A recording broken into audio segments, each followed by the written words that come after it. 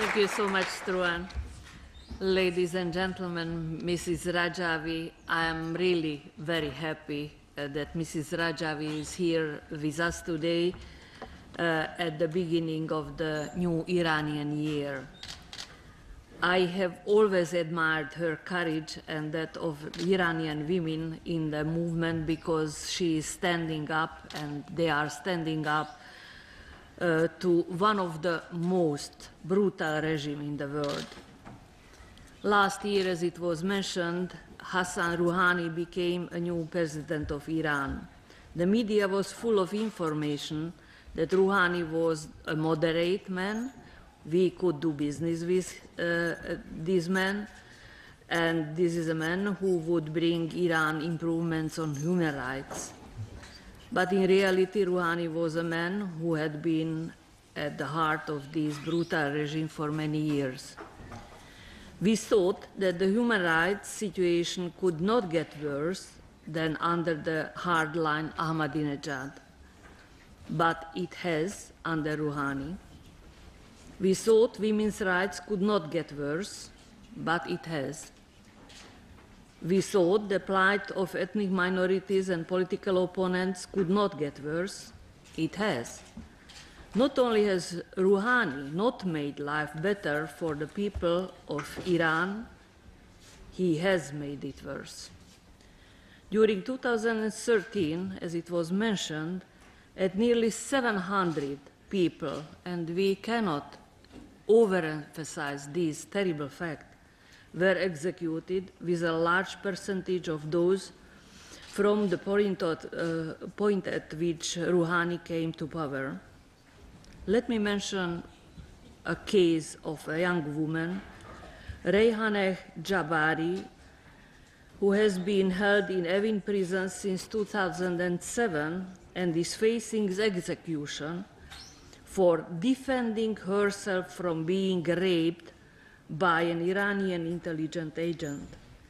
The case of Reyhaneh is an indication of how women are treated in all areas of Iranian legislation, from the right of divorce to the right to custody. Iranian women are really far from having equal rights. Difficulties they are facing in education and politics and women's life itself under the Iranian regime are terrible. As it was mentioned, the European Parliament last week took an important step in passing a resolution condemning the human rights abuses in Iran. In spite of the fact that we could consider this resolution as not too strong, Iranian officials have made a hysterical reaction to this resolution. It appears that the Iranian regime fails to understand the need for basic human rights and considers any rebuke of its practices of torture and execution as an attack on its sovereignty. It is right and proper that the regime faces further stronger action over its human rights abuses. The human rights dossier of Iran should be placed before the UN Security Council. The Iranian regime cannot tie our hands over its human rights abuses because we are involved in nuclear negotiations with them.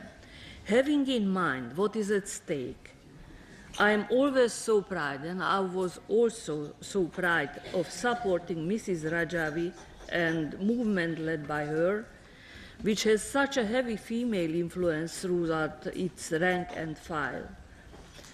I know that with their excellent work and the amazing women's movement which exists inside Iran, change will happen, hopefully in not too far distance in future. Change not in the form of another supposed moderate that delivers nothing, but the regime change to a democratically elected government which has its heart equality for women and defense for basic human rights. Good luck, Mrs. Rajavi.